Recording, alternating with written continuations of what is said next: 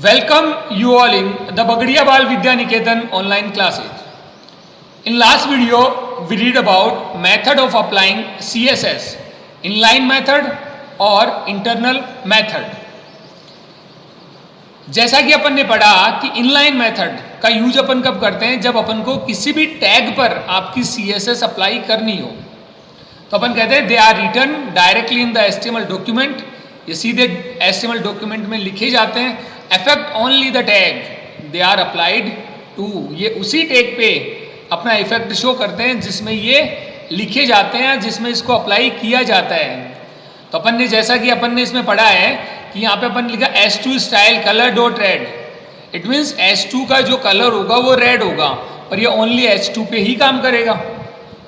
तो कहने का मतलब ये हो गया कि इनलाइन कहाँ तक काम करता है, इनलाइन उसी टैग तक काम करता है जिस टैग में आपने उसे अप्लाई किया हो.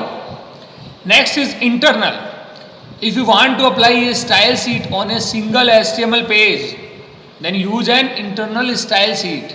अगर आप अपनी CSS को एक पूरे कंप्लीट पेज के ऊपर, HTML पेज के ऊपर अगर आप अपनी स्टाइल को अप्लाई करना चाहते हो तो आप क्या यूज़ करते हो, इंटरनल.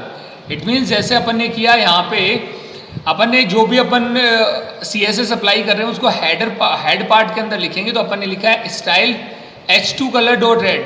इट मीन्स अब जितनी भी H2 होगी आपके पेज के अंदर सभी का कलर कैसा होगा, रेड होगा. तो कहने का मतलब ये हो गया कि ये पूरे पेज के ऊपर काम करेगा. इनलाइन है, पर्टिकुलर टैग तक काम करता है. इंटरनल है, वो पूरे पेज पे काम करता है.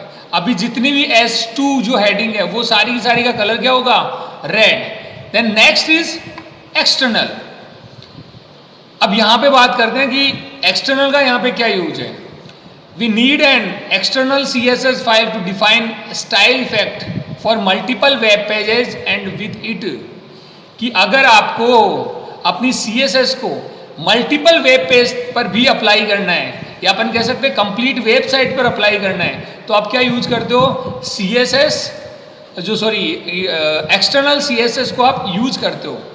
और जब अपन एक्सटर्नल CSS यूज करते हैं तो आपको एक अलग से फाइल बनानी होगी, CSS की फाइल, जिसमें आप क्या करोगे, अपने रूल से उनको यहाँ पर लिखोगे और उस फाइल को लिंक करोगे आप किससे, अपने HTML पेज से. We can change the entire look and feel a website by changing just one file. आप एक फाइल के अंदर चेंज करके अपने वेबसाइट के अंदर जितने भी फॉर्मेटिंग है उसको चेंज कर सकते हो. To use external CSS, a link to the file is added to head section. अगर आप अपने एक्सटर्नल जो CSS है वो आपने यूज किया है तो आप क्या करोगे, अपनी जो फाइल होगी CSS की उसको किससे लिंक करोगे, अपने हेडर सेक्शन के अंदर अपने HTML डॉक्यूमेंट से आप क्या करोगे, लिंक करोगे. जैसा कि मैं यहाँ, आप लोग यहाँ पे देख पा रहे हैं, यहाँ पे सबसे पहले अपन ने लिखा doc type HTML. Then doc type HTML के बाद अगर अपन बात करें तो अपना ये आता है हेडर सेक्शन. हेडर सेक्शन के अंदर आप एक स्टेटमेंट देख पा रहे हैं जिसमें लिखा है link REL is equal to style sheet, type is equal to text oblique CSS और href is equal to 1.css. देखिए ये सारे जितने भी इसके कंपोनेंट है, या अपन कह सकते हैं जो एट्रीब्यूट्स हैं, इनके बारे में मैं आपको बताऊंगा बाद में. अभी आप इतना ध्यान रखें कि href is equal to 1.css. It means एक फाइल है जिसका नाम है 1.css. वो आपकी एक्सटर्नल फाइल है, उसको आपने अलग से बनाया है. उसमें आपने जितने भी रूल्स हैं वो आपने क्या करे हैं, लिखे हैं, और उसको आपने क्या किया है, अपने इस HTML पेज के अंदर अप्लाई किया है. अब क्या होगा कि 1.css के जितने भी रूल्स हैं उसके अकॉर्डिंग आपका जितना भी डेटा है जो आपके बॉडी के अंदर है उसकी फॉर्मेटिंग है वो शो होगी. देख लेते हैं अपन अब 1.css के अंदर क्या है. तो जैसा कि आप देख पा रहे हैं अपन ने लिखा 1.css के अंदर अपनी जो एक्सटर्नल CSS फाइल बनाई है उसमें जितने भी रूल्स है वो अपन ने लिखे हैं, जिसमें अपन ने कहा है बैकग्राउंड कलर क्या होना चाहिए, लाइट ब्लू. आपका बैकग्राउंड कलर लाइट ब्लू होना चाहिए. H1 के अंदर आपका कलर क्या होना चाहिए, नेवी कलर होना चाहिए. मार्जिन लेफ्ट का कितना होना चाहिए, 20 पिक्सल्स होना चाहिए. अब आपको इतना ध्यान रखना है कि बैकग्राउंड कलर लाइट ब्लू है, H1 का कलर नेवी है और मार्जिन क्या होगा, 20 पिक्सल्स का. अगर मैं बात करूं कि आपकी ये फाइल है, इसके अंदर आपने 1.css को अटैच कर दिया, लिंक कर दिया। href का मतलब लिंक करना होता है, हाइपर रेफरेंस। तो यहाँ आपने अपनी फाइल है जो 1.css है उसको क्या कर दिया है, लिंक कर दिया है। अब आपका आउटपुट की अगर अपन बात करें तो आउटपुट आपका कुछ इस टाइप का होगा। देखिए आपका जो बैकग्राउंड कलर है वो लाइट ब्लू आ रहा है। यहाँ पे आपकी जो हेडिंग आ रही है वो किस में आ रही है, नेवी कलर के अंदर आ रही है। अभी आप देख पा रहे इधर थोड़ा सा मार्जिन है, ये 20 पिक्सल का मार्जिन भी अपन ने यहाँ पे रखा है। तो कहने का मतलब आपका ये हो गया कि 1.css है, इसमें जितना भी आपने रूल्स अप्लाई किए हैं, जितने भी रूल्स आपने लिखे हैं, वो सारे रूल्स आपके कहाँ पे शो होंगे, आपके पेज के ऊपर शो होंगे। क्यों होंगे, क्योंकि आपने यहाँ पे href = 1.css लिखा है। इट मीन्स आपने इसको लिंक किया है। तो कहने का मतलब ये हो गया कि जब आप एक्सटर्नल CSS फाइल बनाते हैं, इट मीन्स आप यहाँ पे क्या करते हैं, लिंक करते हैं अपनी फाइल को। अब यहाँ पे बात आती है कौन कौन से कंपोनेंट है, कौन कौन से एट्रीब्यूट है जो अपन ने यहाँ पे लिखे हैं। तो देखिएगा मैंने यहाँ पे ये भी बता रखा है कि an external style sheet can be written in any text editor. आप एक्सटर्नल जो स्टाइल शीट है वो किसी भी टेक्स्ट एडिटर में बना सकते हैं। And must save with .css extension, कि आप क्या कर सकते हो, क्या करना होगा आपको, .css से उसको सेव करना होगा। जैसे अपन ने बनाया 1.css, अपन ने .css का यूज किया है। नेक्स्ट है the external CSS file should not contain any HTML tag. यहाँ पे क्या नहीं होना चाहिए, कोई भी HTML टैग नहीं होना चाहिए।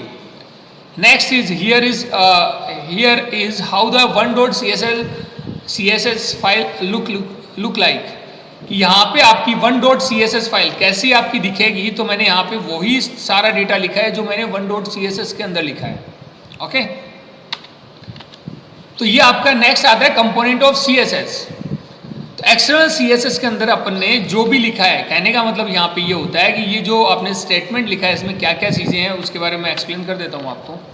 इसमें आता है द HTML लिंक। सबसे पहले लिंक की बात करें, element specify relation between the current document and external resources, कि आपका ये जो लिंक है ये क्या बता रहा है कि करंट डॉक्यूमेंट और एक्सटर्नल रिसोर्सेज है उनके बीच में क्या रिलेशन है। इसको कौन बता रहा है, आपका लिंक जो आपका कंपोनेंट है वो बता रहा है। This element is most commonly use to link style sheet. इस एलिमेंट का यूज किस लिए किया जाता है, स्टाइल शीट को लिंक करने के लिए। नेक्स्ट आता है the REL। REL means relationship. Component stands for relationship. The REL component stands for relationship and it is one of the key feature to link element. ये किसका फीचर है, link element का feature है। The value denote how the item being linked to is related to the containing document, कि यहाँ पे ये क्या करता है, जैसे मैंने यहाँ पे लिखा REL, REL के अंदर लिखा अपन ने स्टाइल शीट, कि आपने ये बताया है कि लिंक आपने किस टाइप से किया है। तो अपन ने स्टाइल जो सीट है उसको काम में लिया है।